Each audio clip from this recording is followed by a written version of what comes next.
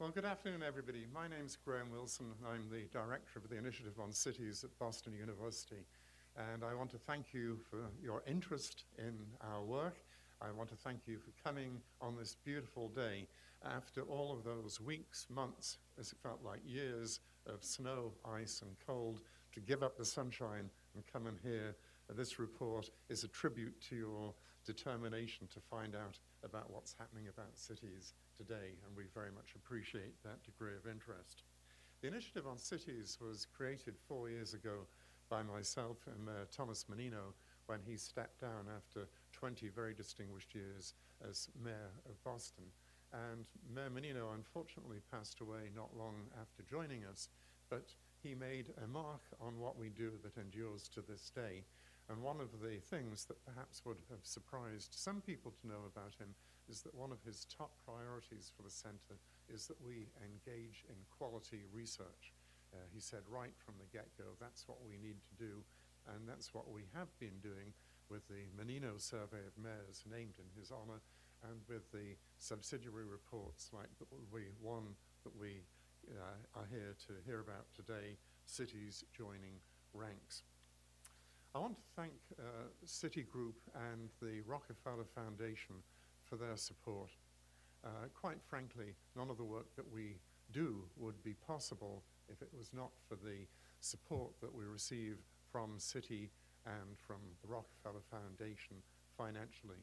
But as I always like to say, because it's true, that what has emerged is a community that links us, and that our colleagues from Citigroup, such as James Alderslade and Ryan from Rockefeller, have been important sources of ideas and suggestions for future work, and not just sources of money, much although the money is very much appreciated.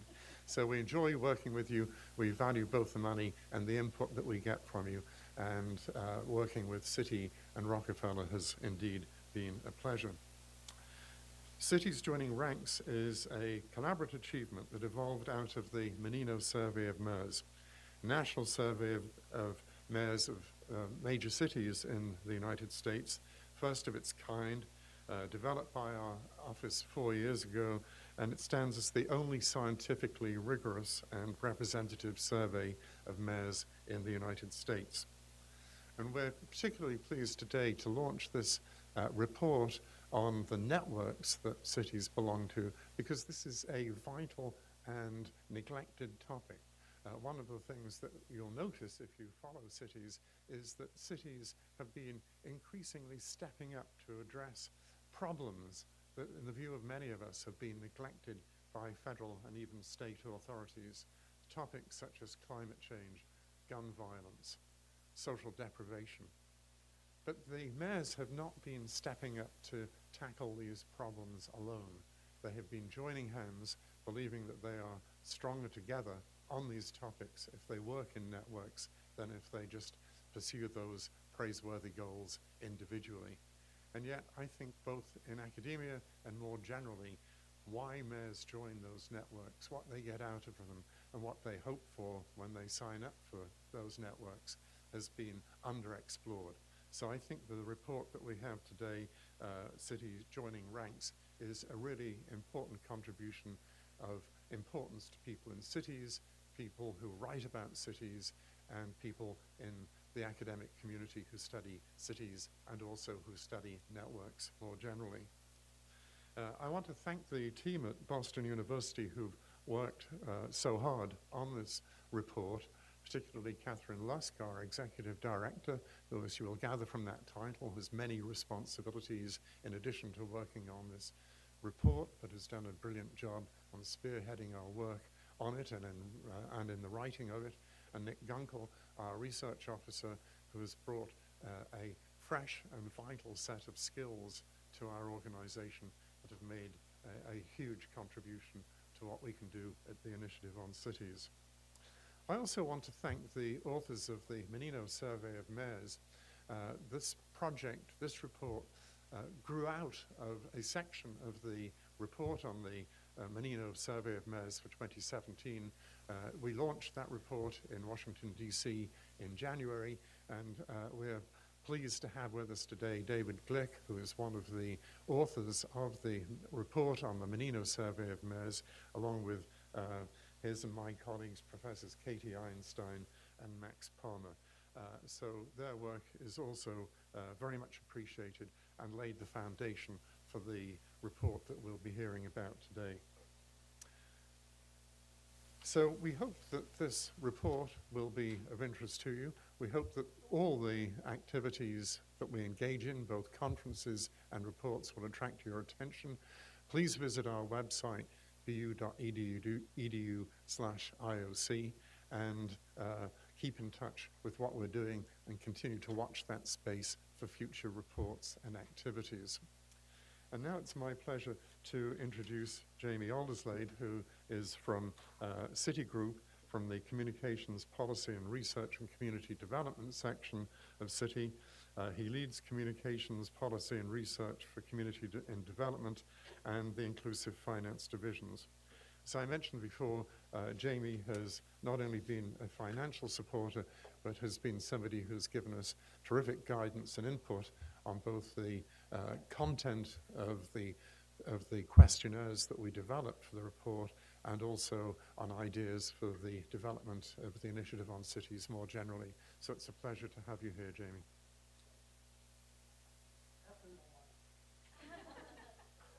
My pockets are empty. Nice try, though. Thank you, Graham, for that nice introduction. Some of it's true. And good afternoon, everybody who came today. I want to echo Graham's words about this is such a stunning day, so we really appreciate you all being here, making time to be here, and for those on the live stream, taking time out to be with us here too. A special thank you to Whalen and colleagues at the Rockefeller Foundation. Tremendous colleagues, not just as funders, but as Graham said, as thought leaders, as partners, as in every sense of the word. And thank you for joining us on this journey and understanding the insights and strategies of the nation's mayors. I also obviously want to thank the Initiative on Cities, they're just wonderful partners. Their commitment to academic excellence, to partnership, to pushing the envelope on some of the big issues is remarkable, and it's such a joy to work with them. So thank you both for being such great partners. I'm going to be brief because, as people will attest, I can go on and on and on and on, and today really is about the research. But this truly is a wonderful, wonderful report. I read it again over the weekend. We've done a few reports with IOC, and I think this is the best. I think it's going to have a real impact over the long term, over the way we think about how cities organize themselves and partner with each other, and what implications that means for all of us. There are tons of new data, but the conclusion is overwhelming, and I'm going to paraphrase. I'm so glad Graham didn't say this, because this was my line. I'm going to paraphrase two of our greatest philosophers from modern times, Aretha Franklin and Annie Lennox. Cities are doing it for themselves, and they really are. And why not, right? If you think about the US and Britain, Spain, the EU, the Middle East, there are all sorts of heated debates and rhetoric about borders and national identity and the nation state, what it means to be independent, yet part of a global society. Very difficult challenges to reconcile. Yet as these debates rage on, trillions of dollars every day, capital, labor, trade, pass through transactions every single day. And in addition to those kind of driving features of globalization, we have the negative components. Graham's mentioned climate change, and these ignore state, national, and geographic borders and affect all of us, not just Americans or Africans or Europeans, but human beings. We're all affected by these things. I don't know if any of you saw that in London they have got these pods now where you can actually walk into the pod and experience the pollution that would be in another city. That's how connected we are. We're actually living some of these issues, and cities are driving that agenda. As the earliest thinkers of globalization, like Anthony Giddens and Saskia Sassen said, cities are the hubs and nodes in an economy that's global by nature, but increasingly always local by impact. And today's report shows that these networks of cities are also webs of solutions, idea exchanges, and collective action. At Citi, we take that seriously. I don't know if you know, we hear all of the debates, and it's heated, and it's lively, to say the least, about immigration reform. But did you know that in this country there are 9 million legal permanent residents, I was one of them, who are eligible for citizenship, most of whom are low income and haven't gone the extra mile to become US citizens. If they do that, according to the University of Southern California, if everybody naturalized who was eligible to, that would constitute a $52 billion boost to the national economy. And for those on low incomes, would translate to a $3,500 boost to their income in only 2 years. So naturalization is important. In partnership with the mayors of New York City, Chicago, and Los Angeles, we developed something called Cities for Citizenship that is about promoting eligible naturalization for immigrants across the country, so that as they build, many of whom have no credit histories, so as they build a new financial identity, they're building a new national identity at the same time. This has grown now to 42 cities and counties across the country, and in turn has helped thousands and thousands of people achieve their goals and their financial goals through citizenship. Last week, Citi Foundation, 2 weeks ago, the Citi Foundation hosted colleagues from C40, the network of cities, on new financing initiatives. And dozens of cities came across the world to speak about those issues. So at Citi, in closing at Citi, we believe that these reports have really stunning implications for how we govern, for democracy, for governance, for what it means to be a citizen, for how we finance progress, and how we collectively harness opportunities and address challenges that supersede traditional borders. So we're truly thankful for the work that IOC has done, for our partnership with Rockefeller, and that's enough for me. So enjoy the presentation, and I'll be here until the end if you want to have a chat. Thanks so much.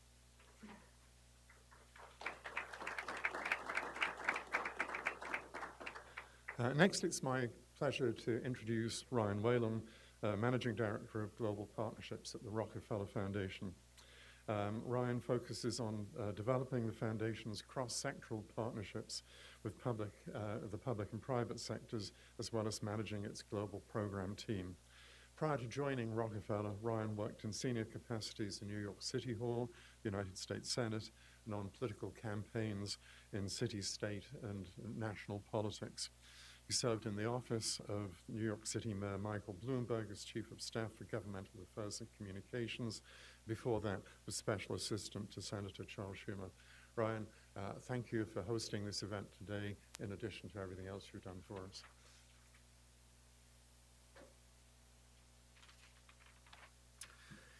Thank you, Graham. Thank you, Jamie, and to all of you both here in the room and on the live stream. It's my pleasure to welcome you here to the Rockefeller Foundation and to have, I think, what will be a really exciting and insightful conversation about the power of city networks. Cities are hubs of innovation, and we at Rockefeller have long believed in the power of harnessing networks to support cities in addressing their most pressing challenges and leverage their most promising opportunities. As part of that vision 5 years ago, we launched our 100 Resilient Cities initiative, creating a network of 100 cities around the world to address the shocks and stresses of the 21st century. Since then, we've supported mayors and chief resilience officers, not only to develop and implement resilient strategies in their own cities, but also to learn and to innovate together. This ability to share, collaborate, and advocate through the 100 Resilient Cities network has allowed cities to uncover new solutions to problems and build on the experiences of their peers. And it's through this work and more that we were eager to support the Boston University Initiative on Cities to create this year's Menino Survey of Mayors. Across a broad range of pressing issues, from affordable housing, climate change, and the challenging budget context at the state and national levels, the survey has provided key insights and perspectives into how mayors see the challenges faced by their communities. And the new set of results that we'll be talking about today, how cities are working together in networks to unite around common causes, are quite compelling as Jamie and Graham shared, and we hope will spark further action and innovation so cities together can achieve shared goals. Thank you to the Boston University team, to Graham and to Kathryn for your leadership of the survey and of the initiative, for Stacy Fox for all your efforts to make today's event and many more a reality, and to Jamie and the team at Citi. Thank you for your partnership in supporting the survey. I believe that for all of us, Boston University, Citi, and Rockefeller, this has been a rewarding and insightful collaboration and a partnership that we are incredibly proud of. So thank you all for being here, and I'm looking forward to the conversation today.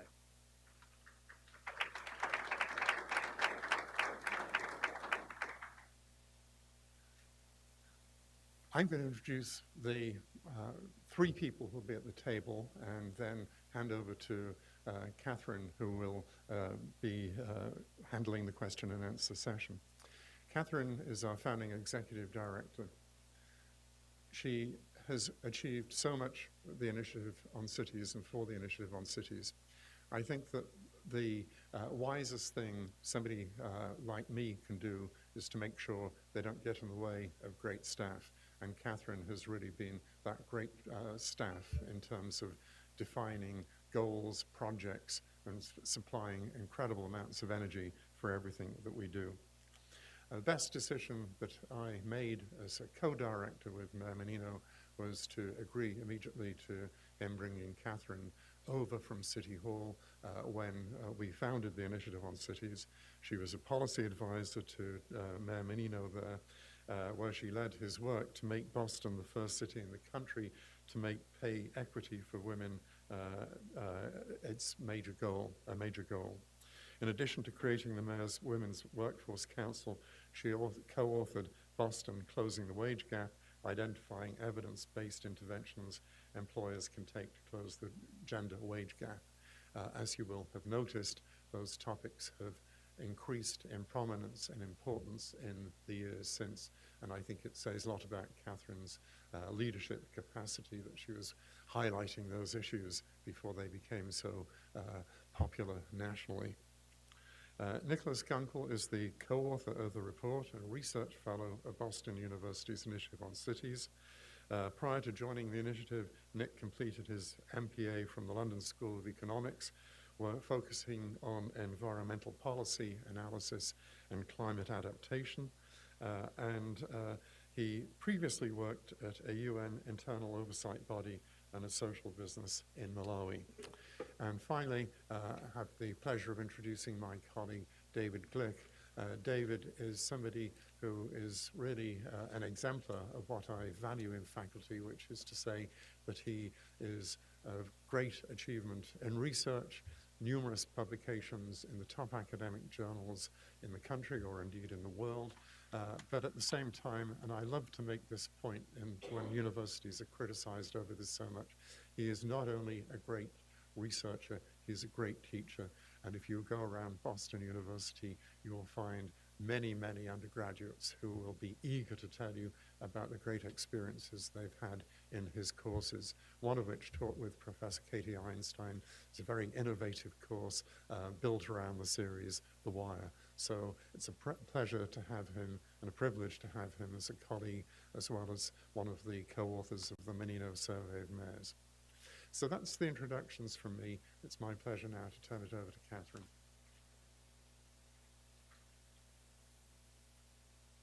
Okay, thank you. I don't have a lav mic, so I'm not used to being stuck behind a dais, but it's a real pleasure to be here with you all today, and thank you again for joining us. I'm Kathryn Lasky, Executive Director of the Initiative. Thank you, Graham. Thank you, Jamie. Thank you, Ryan. Thank you to the whole IOC team.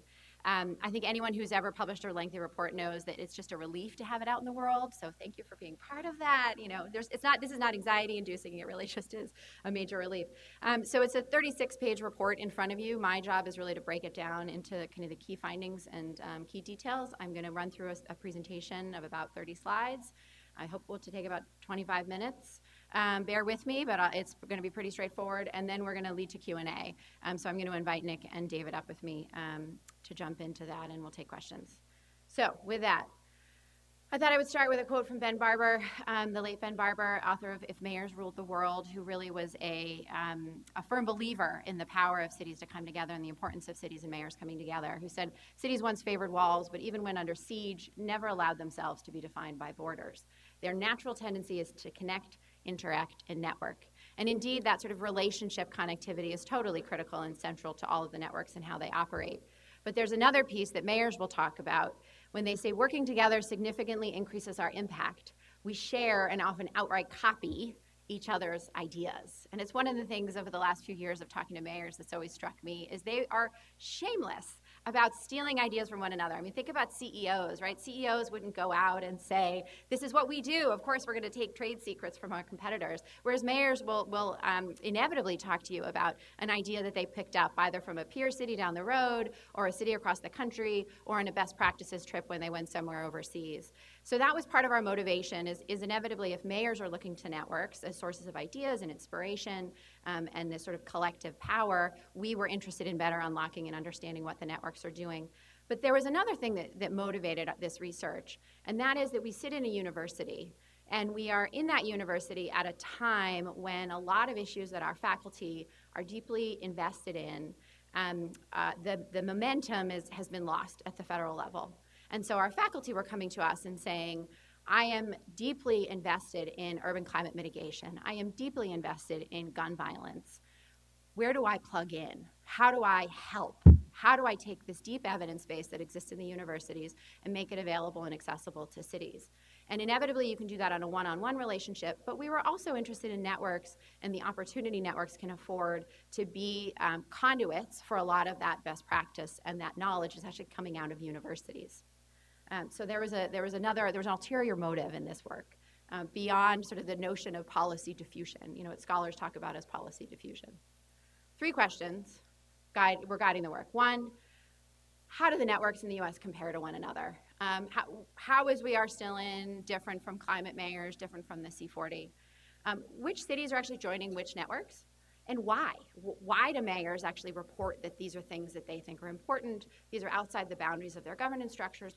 Why do they actually commit to these external commitments, these external pledges? This is what we're going to talk about. I'll take you through very briefly the methodology. We'll do a profile of the city-to-city network. So we looked at the benefits, an understanding of typologies, network visibility, which ones are known in the press, network connectivity, how do they actually relate to one another, and then we'll characterize the participating cities. So which mayors are actually joining which networks? Why are mayors, why do they tell us that they're in these things? And then city connectivity, how do cities actually relate to each other through their network membership? And then lastly is a checklist for cities and a conclusion. And I want to say, actually, everybody says, you write this report, you put it out in the world, who's the audience? And one of the things that struck us in this process is that there's actually many audiences for this type of knowledge. There's the networks themselves, there's the funders of the networks, there's academicians, there's the cities. It really is interesting to have had so many conversations with so many folks and really get a sense of everyone is actually interested in this topic because so much focus is being placed right now on cities and how to make sure that what they do is really best in class and how to make sure that they're all doing the right things on the ground. Okay, methodology. We looked at 15 active national and global policy networks with strong U.S. membership. Our Menino survey focuses on the U.S. We were specifically focused on ones that had a strong preference in the U.S., knowing that many of these, about half of them, are global in nature and the other half are domestically focused.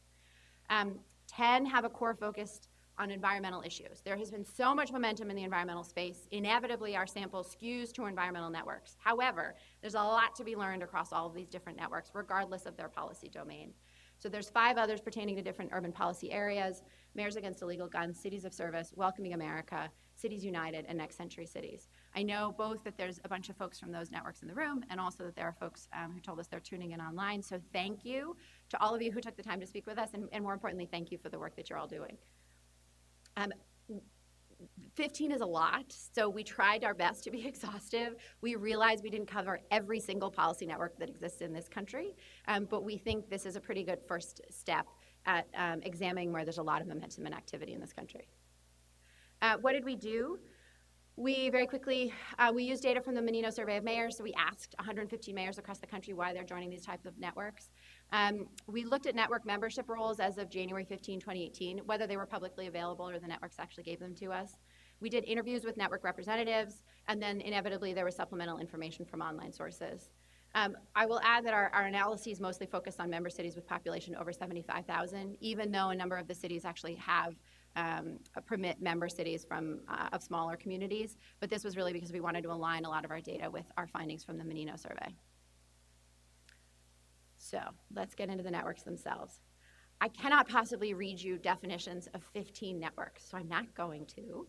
I just want to say what's in the report in front of you and available online. What we tried to do for each network is just define in basic language, not brand language, not promotional language, basic language, what is the network, when were they founded, who are their members, and what are some of the things they try to do.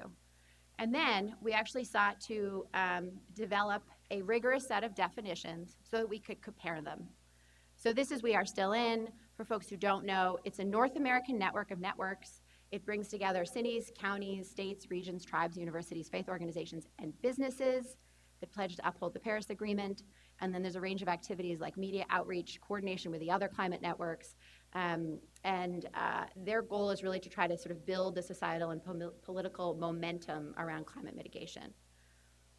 Every one of the networks we reviewed, we have the same information in the report. Again, I'm not going to go into it. What we tried to do is actually do this comparative definition of who are their city members, what are the obligations of those members, is it open or competitive process, activities and benefits, how do they actually compare, and then what's their online media presence look like. So just as for contrast purposes, this is C40 relative to We Are Still In. You can see inevitably that the list of activities and benefits is considerably longer. And also that rather than being WASI is an open process, C40 cities is actually a competitive process, and they're restricted to member cities and sort of these proven city climate champions. So their member base, right, the folks that they actually allow in are substantively different and considerably different than the ones for someone like We Are Still In. As I said, if all I did was go through the 15 definitions, you would all be rolling your eyes at me. I am not going to do that. I'm going to dig into some of the details and comparative analysis we've done. So this is one of the things we looked at, again, for comparison purposes. How are they similar? How do they differ? If you are a network, probably would be interesting. The appendix actually has the definitions of all of these activities. If you're a network, perhaps think about, and I should actually, the networks were able to verify for us whether we got this right. But we were interested in, what do they really do? So all of them inevitably are focused on media outreach. Most are also focused on advocacy. Advocacy means influencing other levels of government, right? Speaking on behalf of their member mayors to national, federal, or global actors.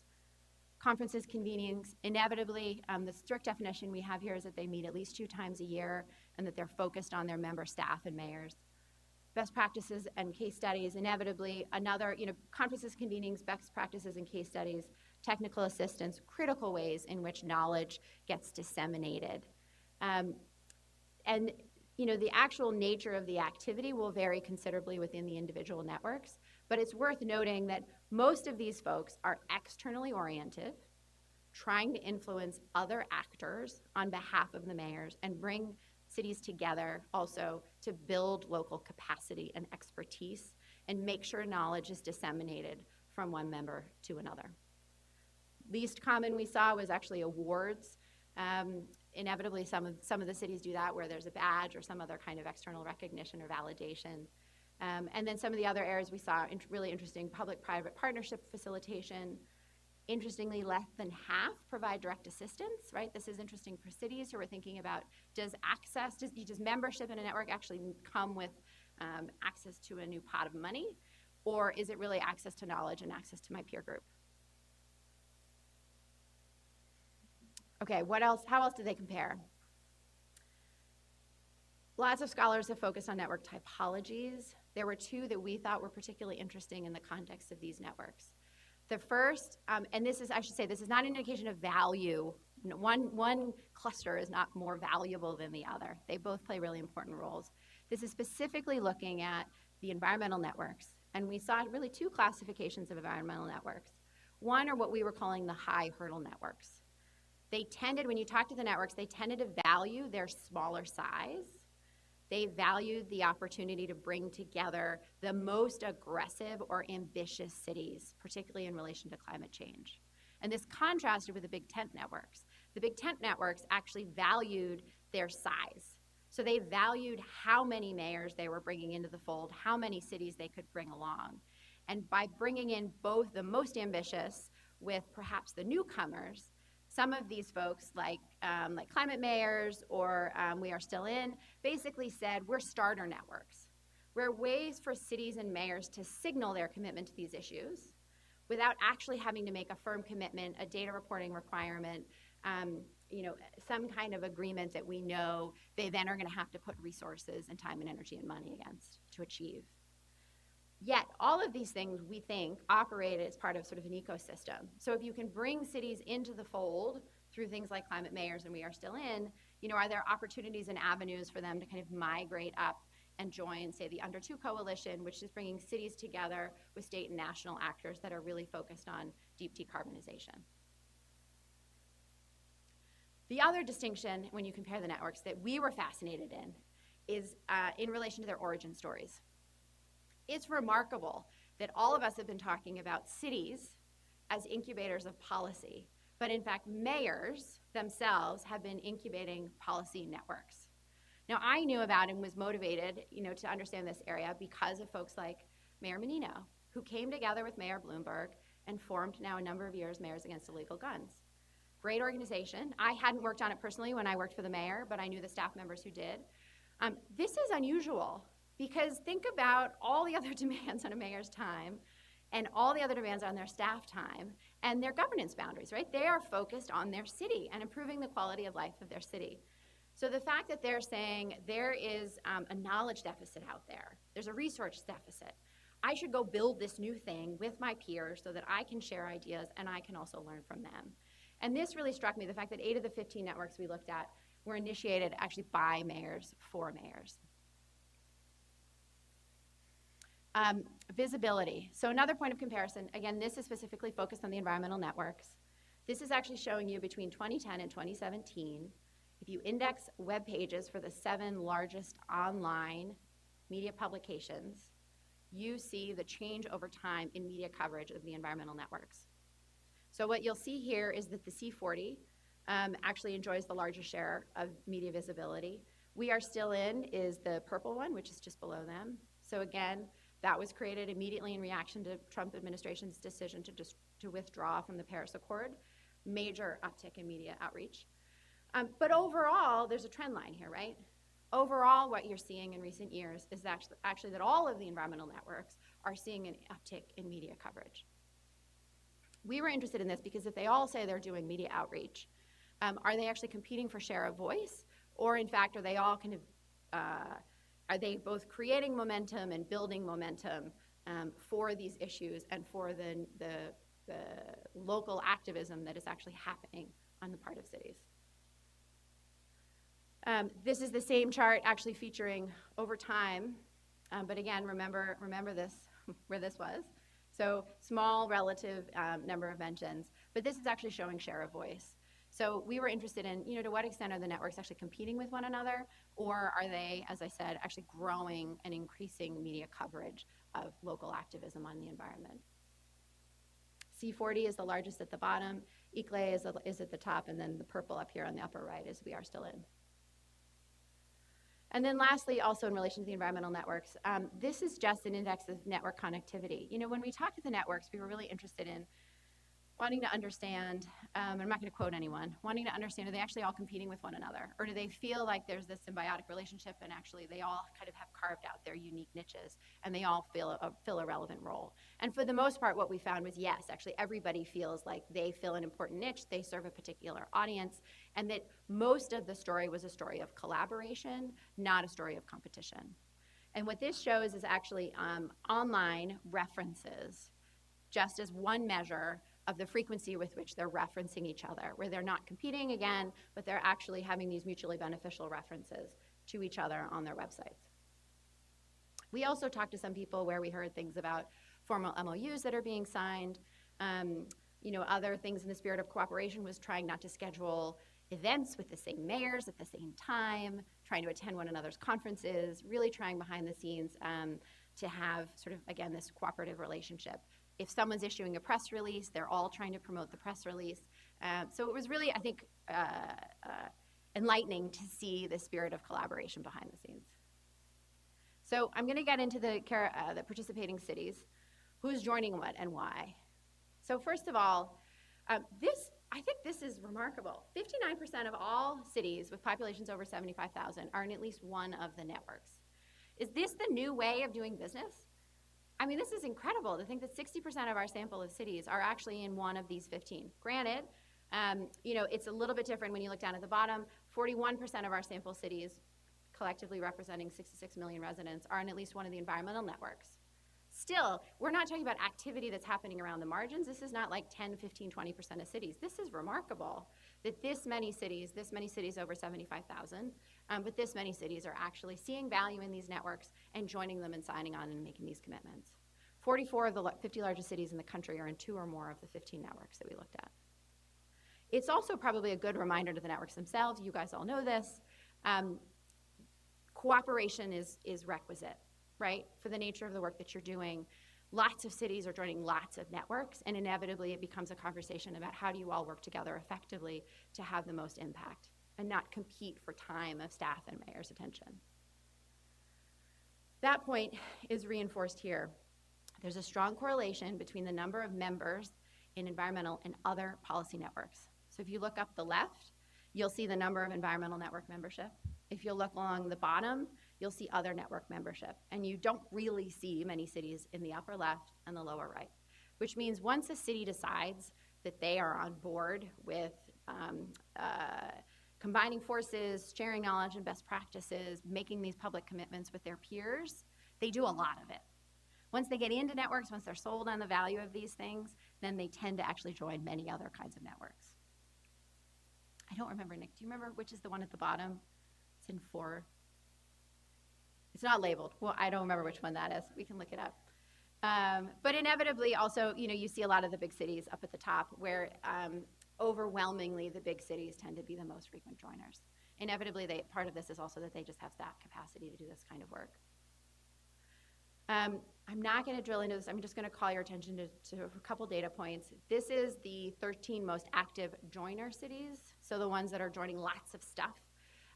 For the most part, it's the bigger cities, but actually you'll see Boulder, Pittsburgh, New Orleans, and Berkeley are among the most active environmental joiners.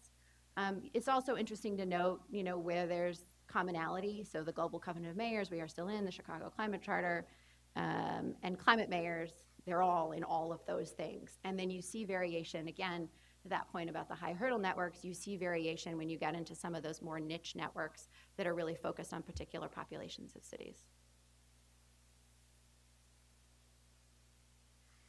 Okay, so if you ask mayors, why do you sign on? And you code their answers. This is what it looks like. Number one, mayors could give us more than one reason, but number one was actually expressing collective voice. So one mayor articulated this by saying you have strength in numbers and a united front. When we're all standing together, we're more of a force to be reckoned with. A lot of this is inevitably intertwined with the nature of activities of the networks, right? They're doing media outreach, they're doing advocacy level, and the good news is that is the number one reason that mayors cite as to why they sign on, because it gives them this strength in numbers, this opportunity to come together and signal to other levels of government largely what their priorities are and speak as a united front. But the second most cited, which is perhaps less well represented in some of the activities, is signaling to constituents. I actually had one mayor say, you would not believe the grief I got from constituents that I hadn't signed on to X network. And I had to say, but look, I'm in the photo. I'm right here. They just didn't get my name on the list of cities that had actually signed on. And this is what we heard, for better or worse, constituents feel like they have access to their mayor. And they feel like their mayor actually needs to signal their policy priorities, and one of the most important ways they signal their policy priorities is actually by signing on to these networks and making these public commitments and being part of sharing best practices. The third is inevitably, not surprising, sharing best practices of information. We also heard 14% of mayors talking about filling a perceived leadership vacuum. I should add, this question did not specifically pertain to the environmental networks. This was just generally why do mayors sign on to public networks and compacts. So it's interesting that a lot of them touched on this sense that they and their constituents and others are feeling like there's a leadership vacuum around certain issues like the environment, and they felt this obligation to step into that space. We also asked mayors about their perceptions of how much power mayors have to counteract the Trump administration on particular policies. So I'll take a minute to explain this. So what we did in this chart is we actually asked mayors, let me see, regardless of whether you agree with mayors who are doing this, how much can mayors do to actually counteract the administration's policies in relation to climate change, immigration, policing. We also asked about healthcare and education. So when you take the data of cities that are not in any environmental network and you compare it to cities that are in at least one environmental network, you find a statistically significant difference in their perception of mayors' ability to counteract the Trump administration. So this suggests a remarkable level of agency between joiner cities and non-joiner cities. You don't find the same distinction in other policy areas, on immigration, looking at Welcoming America members, on policing, looking at Mayors Against Illegal Guns, and on policing with regard to Cities United. So for folks who don't know, Welcoming America is very focused on immigrant inclusion in cities and creating welcoming cities. Mayors Against Illegal Guns is focusing on reducing gun violence, and Cities United is focused on reducing violence against men and boys of color in cities. It's, to be clear, in the other categories, actually mayors feel a remarkable degree of agency, and there's no distinction between the joiners and the non-joiners in those networks. And also, to be clear, organizations like We Are Still In was created in direct reaction to the Trump administration decision to withdraw from the Paris Accord. This is not causal, but it's a really interesting correlation to look at the distinction between these two different groups. Oh, okay. This is a lot to take in on one chart. I'll do my best, and we can come back to it in the Q&A. So what this is a map of city connectivity. And what it's actually showing is clusters of cities based on their joining behavior. The intention is not for you in this room and for folks tuning in to take a lot away from this chart at the moment. It's actually to spend a little bit more time thinking about where does a particular city fall in the cluster, and how does that cluster of that grouping of cities actually compare to another cluster. So if you look at, I can't step away, if you look at the orange cluster of cities, those tend to be cities that are part of climate mayors and We Are Still In. And if you look at the yellow cities immediately next to it, those are cities that have made a commitment through the compact, now Covenant of Mayors, to publicly share their emissions data. So if I'm in the orange cluster and I'm thinking about making a public commitment, but I haven't done it yet, I can look to the yellow cities next to me, or I can even do outreach to those yellow cities to say, if that's the next path in my migration and my ambition of climate mitigation, who else is in there that I can look to get advice from? And as I said, we can come back to this. Okay. The last piece, we included this at the end because we talked to a lot of mayors, we talked to a lot of city staff who try to support mayors in making decisions about which networks to join. And so in the interest of that audience, we thought it would be helpful to include a checklist for cities. We're open to ideas if folks who are in networks feel like something is not represented here. That is one of the reasons you hear from folks as to why they join. But inevitably, we think cities should ask themselves, what's the policy focus and how important is that issue to me and my constituents?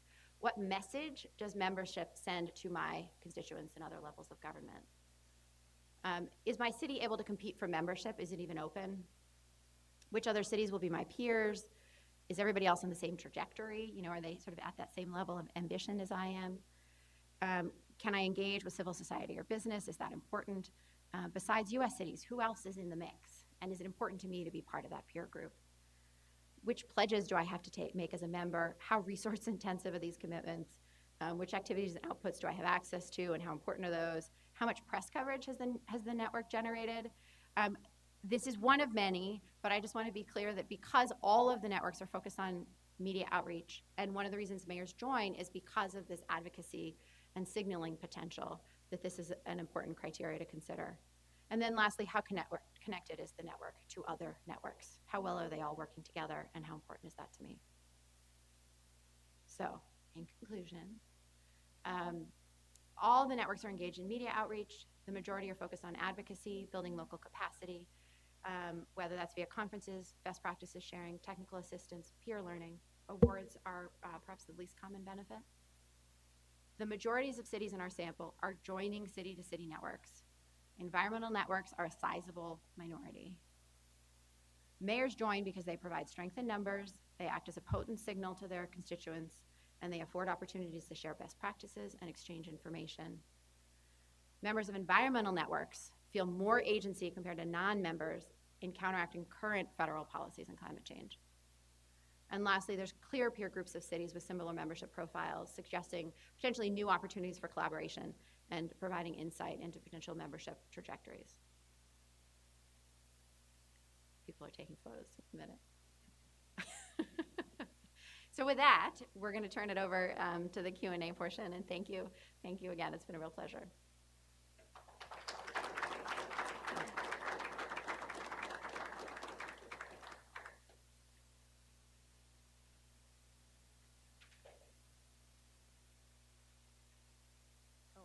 Okay, hello. My name is Lolita Jackson. I actually am the network person for climate for New York City. So I don't know who got interviewed. It may have been me. I don't remember. But I just had a question.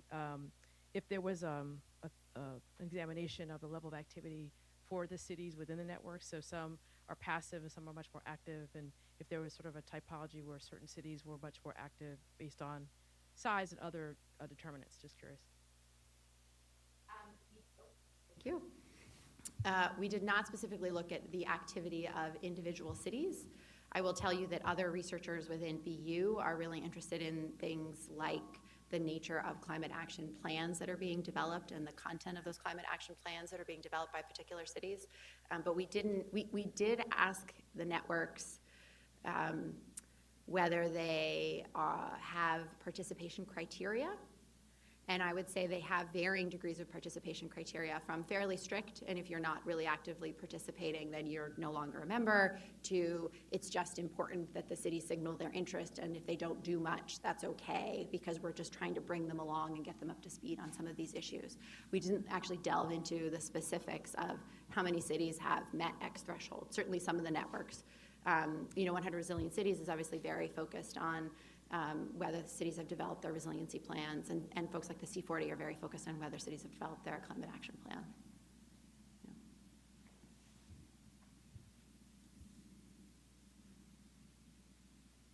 Hi, Andel Koster from What Works Cities.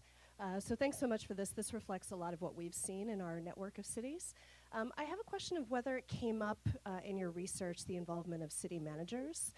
Most of the cities that we work with are city manager-led, and we often find that the commitment both from the elected leadership as well as the city manager is really crucial for driving change in the city. So I'm curious to know what role they played in your experience. Mm-hmm. Do you want to talk about that from the perspective of the Menino survey first? In our sampling pool? Sure. So the sort of quick answer is largely because this came out of the survey of mayors. Most of our explicit focus was on the mayors themselves. So we don't have, certainly not the survey data, we don't have the perspective of city managers. I think we did get the sense sort of in talking to some of the mayors that, in some cases the network memberships they were in were ones of their choosing, others were ones they may have either inherited from their predecessors or from city managers or other, so certainly for some of the smaller cities, it's they sort of indirectly probably come into the data, but we don't have kind of direct sort of survey response on the city manager perspective on these issues. And perhaps to add one thing, I remember we had a lot of conversations with representatives from the city networks themselves, and ICLE USA, for instance, in our conversations, recounted that they interact with a whole lot of different officials across city government.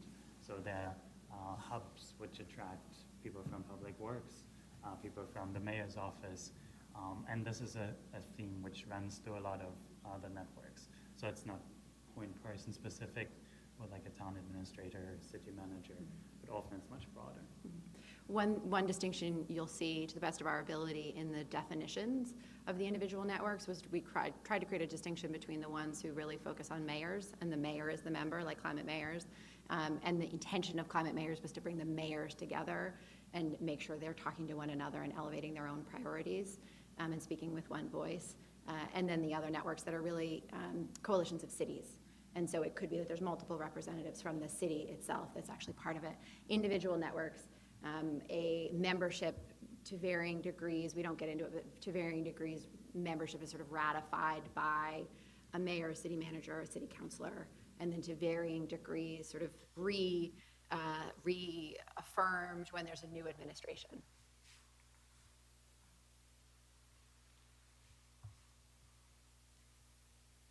Hi, I'm Mandy Eichert. I'm from C40. Thank you for doing this, because it's kind of like having a free therapy session, or at least you get to see where you are relative to your peers in the classroom and your development. So we're really looking forward to having a closer read. But I had two questions. One, I must say, I was lost on your colorful mapping of all the U.S. cities. So if you can maybe walk us through a little bit of how those cities are grouped. It looked pretty regional to me, and what that means then for cities that may be looking to move from a big tent to a high turtle and high hurdle network, and what you see as the opportunities for cities to move in that direction, or whether all cities should move or not. And then my second question is, especially in the 10 environmental themed networks you looked at, were there any gaps that the cities particularly said, or that researchers had found is a gap in what city networks actually are providing in the environmental space? It looks like there's a huge opportunity for growth in other city-to-city networks, but I just wonder if the environmental space is kind of tapped out, or what you learned about that. Yeah. So I'll let Nick take the first one, and then I can address the second one. Yeah. I had a lot of fun with the colorful map. So if for a closer view, you can all look into the report on page 30 and 31. You have like a two-pager of this cluster network. The idea behind this was to depict communities of cities characterized by a certain overlap, which we define as 2/3 in their membership in environmental networks. So the nodes are the cities.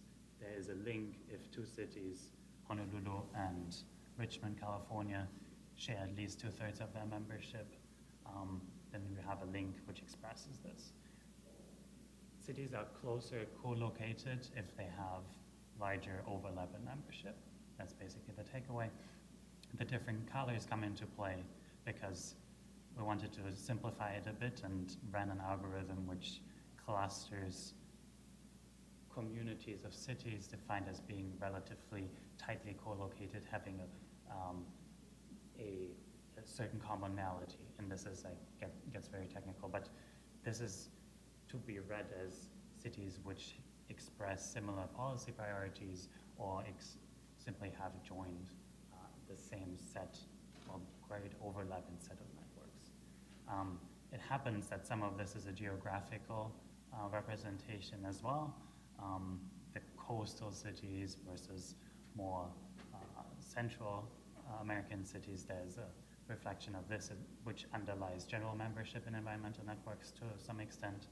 On the left-hand side on page 30, the pink community or cluster of cities, as Kathryn mentioned, is like the C40 group.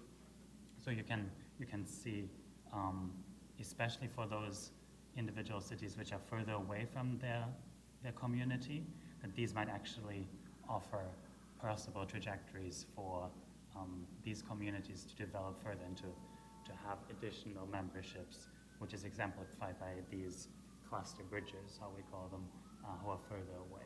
So this points to this, the final bullet point on our conclusion, that we want to also visualize trajectories for cities within their peer group. So you already expressed that you're similar. Now look at these cities, which are sometimes on the other end of the country, who are very different in size sometimes, who exemplify that you can actually go on another trajectory.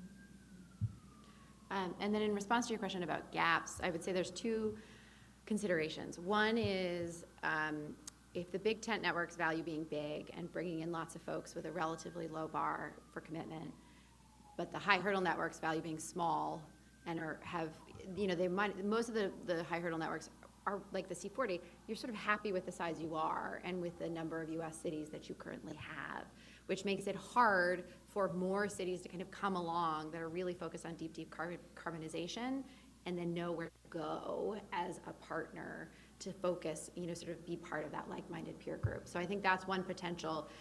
If everybody in the high hurdle network wants to stay small and intimate, then what happens as folks move and mature and get more aggressive in their commitments? And then the second, I think, is geographic. So there's one piece of analysis we didn't touch on in here where we mapped all the environmental networks across the country and sort of geographic hotspots. And I think Texas and California are really the only two areas. Texas, maybe you would expect it. But in California, we really didn't expect to see so many cities with population over 75,000 that are not in a single environmental network.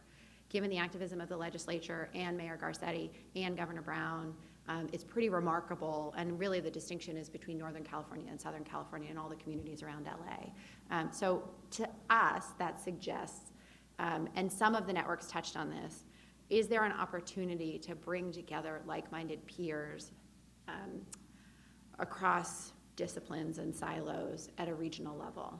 So how can you connect local governments with big anchor cities, with the business community, with universities?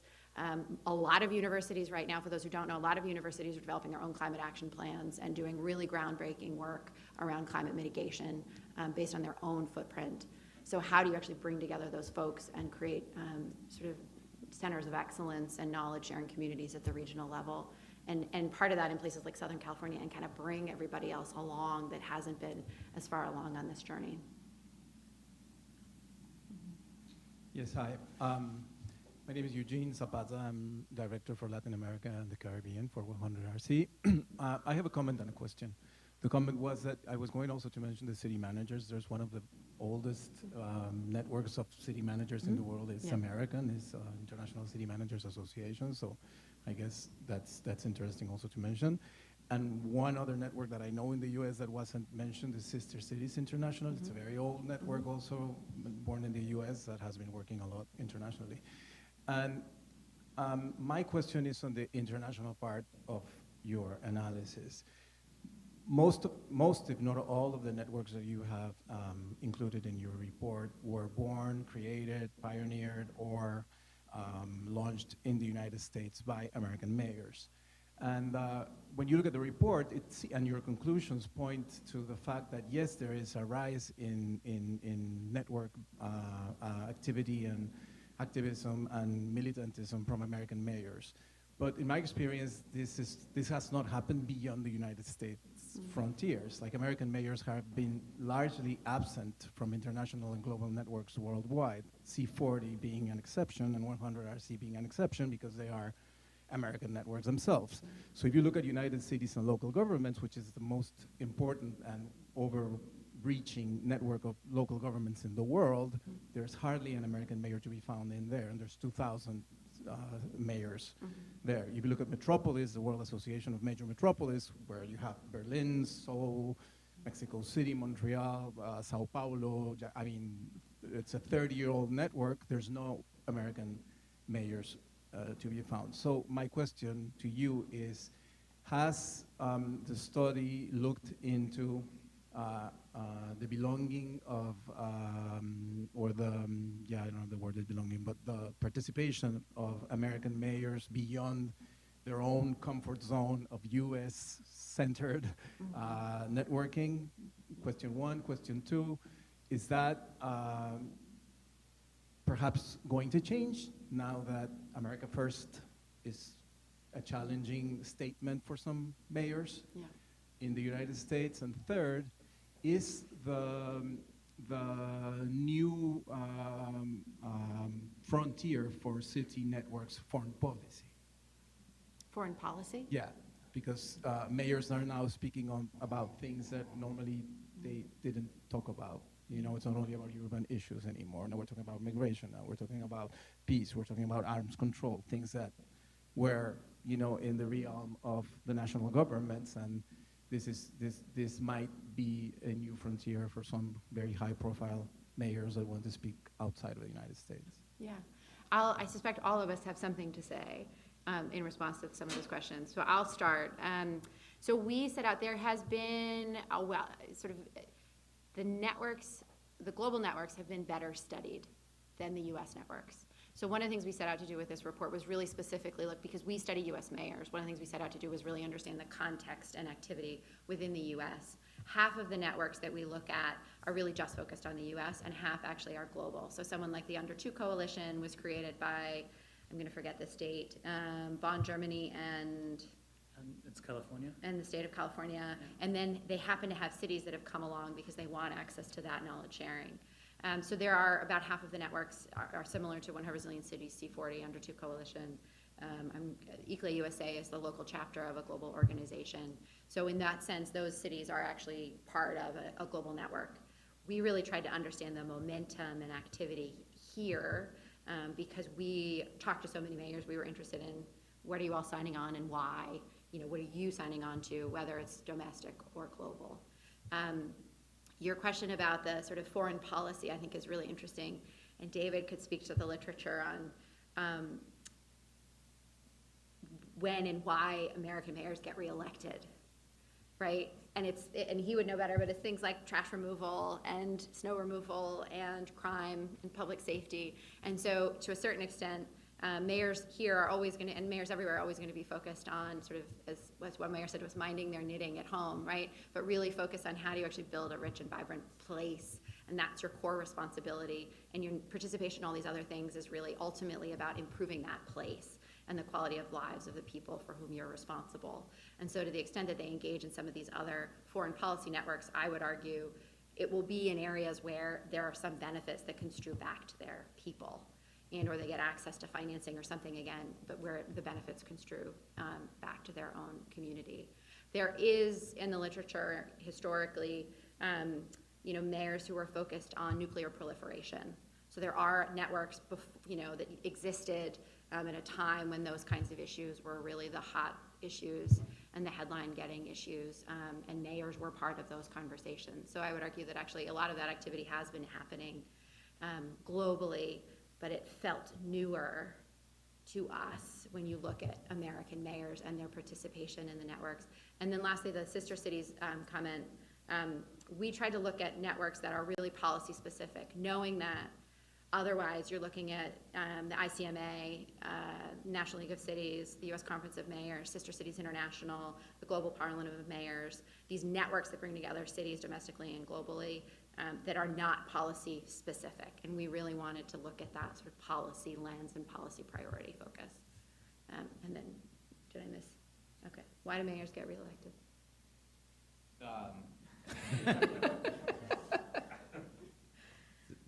Did I get the right? Yeah, I mean, city services, economic performance, jobs, things like that. But I would say, this is an intriguing question about signing on to more sort of foreign policy networks and things like that. And I think to the extent we see more of it, it would fit with this kind of signaling interpretation of what a lot of this is about, right? Because there's not going to be a lot of probably either tangible benefits or it's kind of a long road to actual impact on foreign policy from a network sort of signatory at the local level. So it may be part of this kind of divide between where some networks really are about kind of tangible resources and collaboration and technical expertise and things like that. And there's another subset, which is more about kind of the collective voice and things like that. So as a kind of empirical marker of how much of that is going on, looking at a place where there really probably isn't going to be a lot of tangible resources or best practices sharing, for foreign policy development within cities or things like that, it'll be a nice way kind of in the real world to observe kind of how much of both types of sort of network joining behavior are going on. So there are rumors, very weak signals right now that at least 2 current mayors and a former mayor will run in 2020 for their party's nomination. And when I look at the most networked cities, there's a remarkable overlap between those mayors and the most networked cities in the country. You're in a safe space, we're all friends here.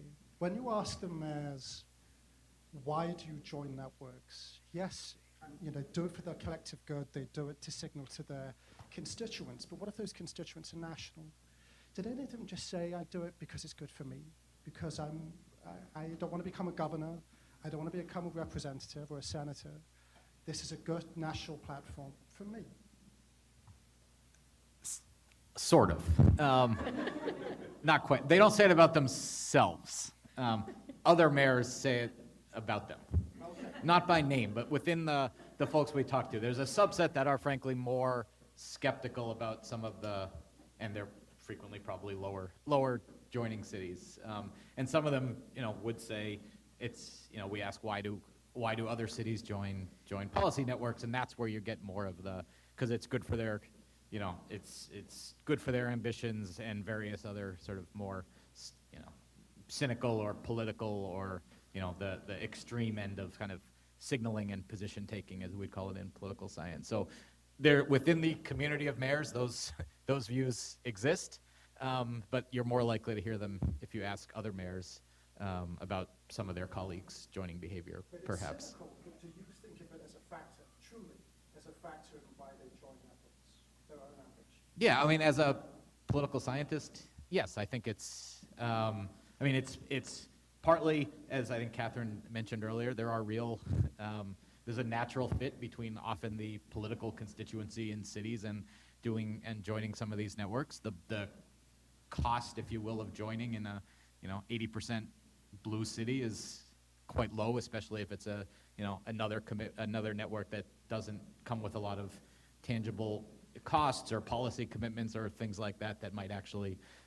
So yeah, I think I don't think that's incompatible or mutually exclusive with good policy making and speaking on a collective voice about actual policy issues. I mean, I think they're frequently going to be mutually beneficial. But yes, as a sort of political scientist, this would fall in the category of things we expect would be a fit for politicians with a certain constituency and a relatively low cost of signing on and getting the picture and the membership and hopefully some real benefits to tout.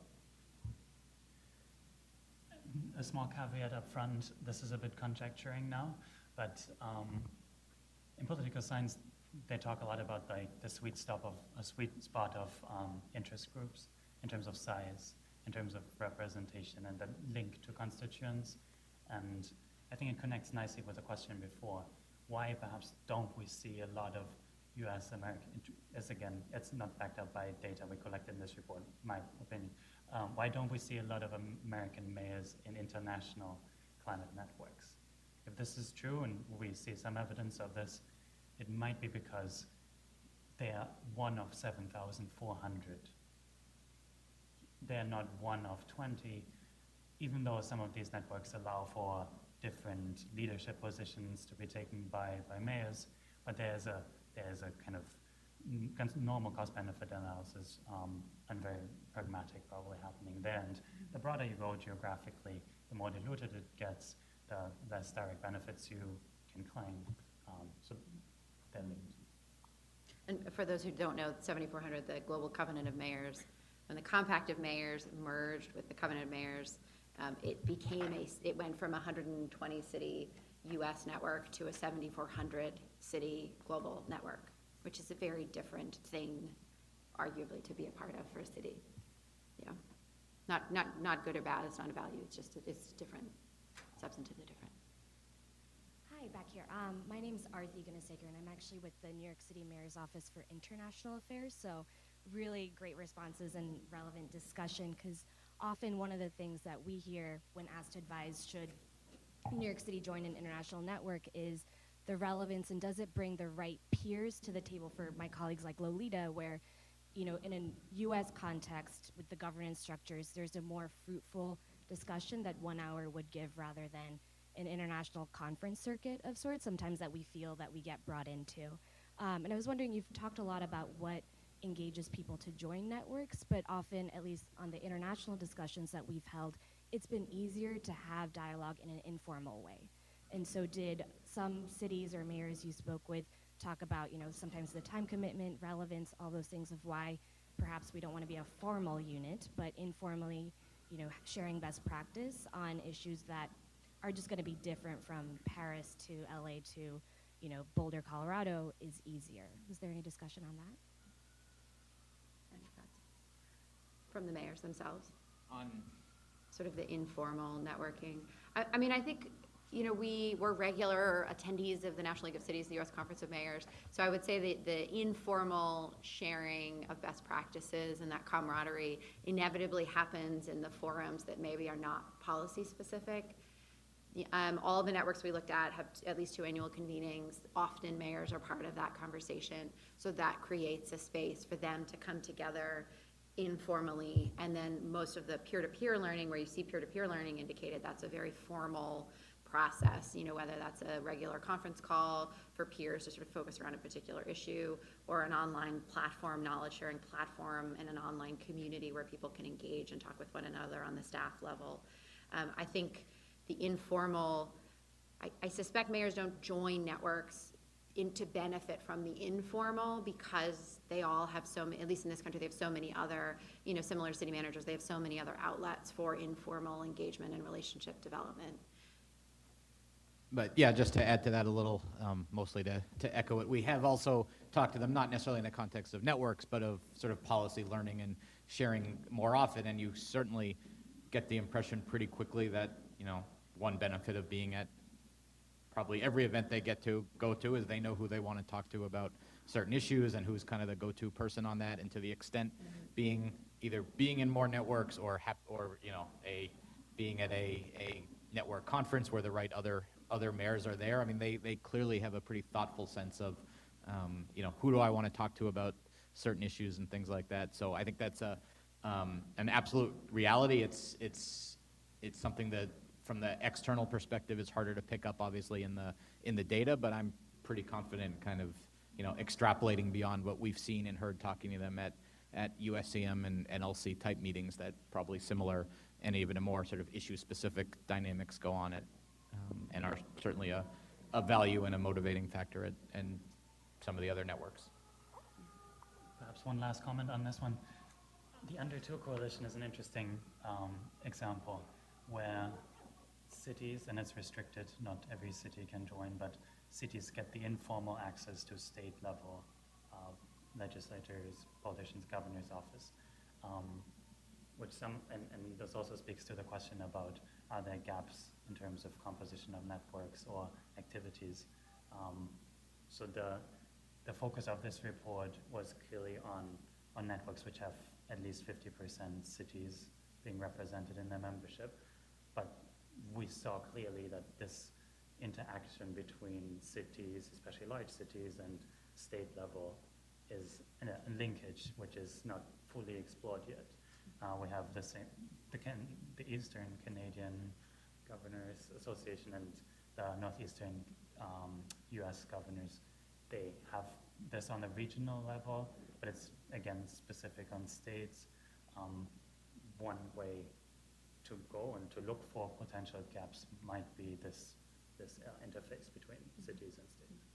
I'll add one more thing. There's a subtext to informal influence, which is peer pressure, right? And one of the things we did hear more anecdotally is from the networks is the benefit of membership is it creates peer pressure. It exposes them to one another's ideas, and it exposes them to deficiencies, in what they're doing. I can't remember who, a network brought this up last week, was also, it exposes them to holes in their staff, where they say, I don't have anyone that does that. So most of the networks say you have to identify a staff member to work on the issues, but then if that's one staff member and then another city has 5 staff members, then they say, oh, got it, when I think about my operating budget, maybe I actually should think about my staffing model for that array of issues. So I think that's another way that informal pressure, that sort of informal relationship manifests, is that peer pressure and the I want what they have, and I don't know what I don't know, right, until I see it somewhere else, and then I realize that there's a gap in how I'm making decisions or how I'm running my city or how I'm doing my planning. Yeah. I think we have time for one more question, and then we'll break. No? Yeah, Ben.